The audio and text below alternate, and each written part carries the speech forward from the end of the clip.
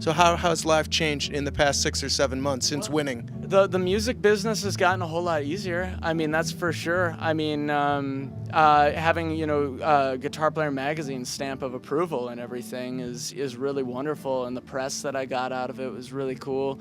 I also got hooked up with jamplay.com. I'm now a teacher for jamplay.com, so you can check out through Harmony Central. You can check out a free trial for Jamplay, and it's a fantastic site. It's me and a bunch of other great teachers, 40 other teachers, and they're always getting new material. One of my favorite guitarists, Eric Mongrain, is one of the teachers. Another one of my favorites, Trace Bundy, is another one of the teachers. He's a great guy,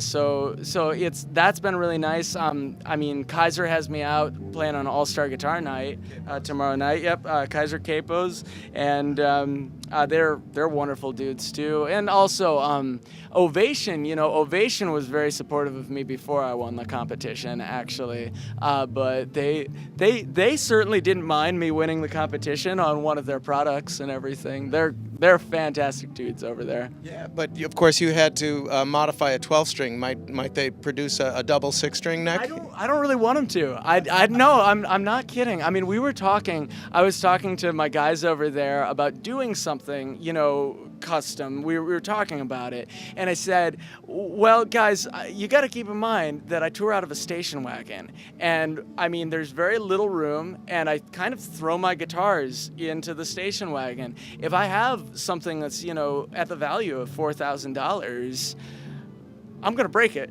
It'll break, I mean, it'll happen, and I don't really want that right now, you know what I mean? Like maybe if in a few years or something, when I upgrade to a van or something. I don't know. It just seemed excessive to. I mean, I of course I want to be playing on the best possible instrument that I can be playing on.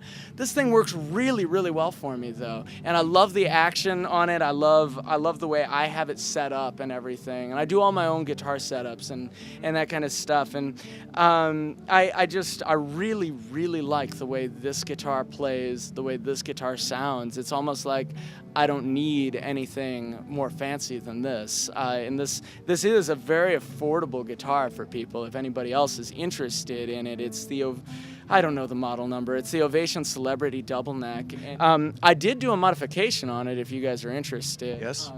If you want to look around back, this is the factory output that it came with right here, and that just is going to give you a mono signal from the preamp. Both necks go to that signal.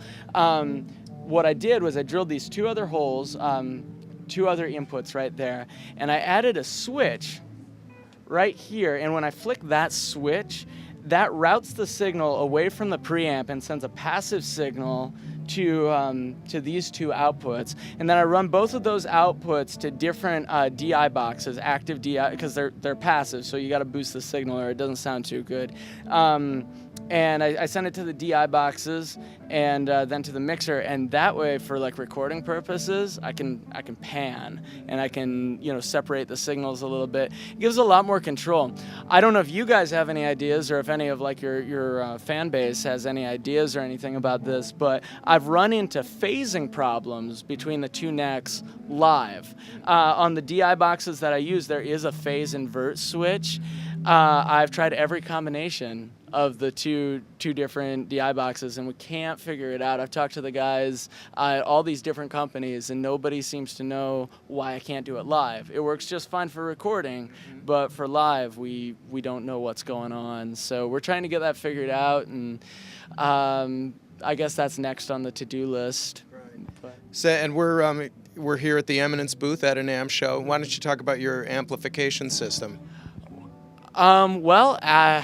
Currently I'm talking to a few different amplifiers. I'm sort of in between right now, actually. But the guys at Eminence have been fantastic. They've been real cool, and they make great speakers. They do, yeah. So one question about your career.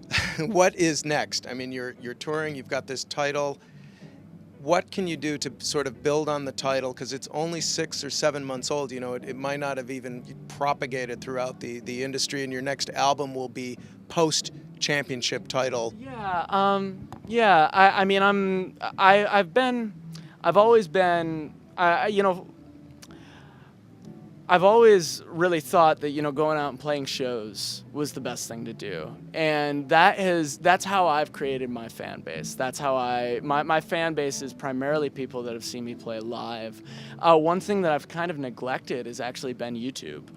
I mean, don't get me wrong, a lot of my videos have a lot of hits on them, but not a ridiculous number of hits like some of these videos. Some of these, bedroom guitar players that are fantastic guitar players. I mean, that's no slight to them to call them, bedroom stay-at-home guitar players, but they're guys playing in their bedrooms, and they're awesome. They're fantastic, and they're getting views like, hundreds of thousands of views on YouTube. And then I look at my videos and I'm like, oh, 50,000 views. Oh, okay, we can do better than that, because I've spent so much time actually going out and playing concerts and everything. And the reason for that is because when I first started this guitar career, that was my way to make money. And it still is my way to make money. The way I make a living is by going and playing concerts, and that's where I sell my CDs, that kind of thing.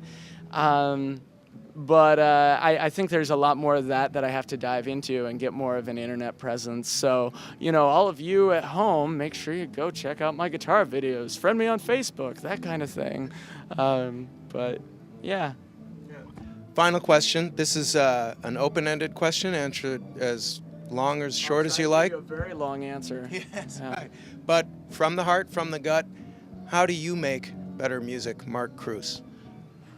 Okay, so what I usually tell people, anytime somebody says they want to get better at guitar, I guess that's not really the same thing. I tell them to go find something they can't play and learn how to play it. I think that's the best way to get better at guitar. That's how I get better at guitar. Only what I do is I write it, and then I learn how to play it. Like the little piece that I played a little bit of, that Kroos on the Loose tune. Well, that's taken me, what you heard, getting it to that level, and then I've got more of it. That's taken me, a good month of fairly solid practice to be able to do those two different things at the same time. And so that's kind of how I am currently trying to make better music, is to, good music doesn't have to be complex or anything, but that's kind of the avenue that I feel like I'm going right now. And, it takes all kinds, right? My last album, there was some it's called And Grace Will Lead Me Home, and it's really, really good. You should all buy it. But it's got a lot of pretty stuff on it, but it also does have the really technical stuff. And I feel that some of that technical stuff, when it gets too technical, it's not pretty anymore. Or not as pretty. And what I'm kind of trying to do is bridge that gap between those and write really good music that is still just awesome guitar music, just really good guitar music that makes for a good visual show, that just people will want to sit down and listen to, that kind of thing. So, well, you're off to a great start. Thank you very much, John. Mark Kroos, thanks for spending time with us. Yeah, Best of luck to you. Thank you.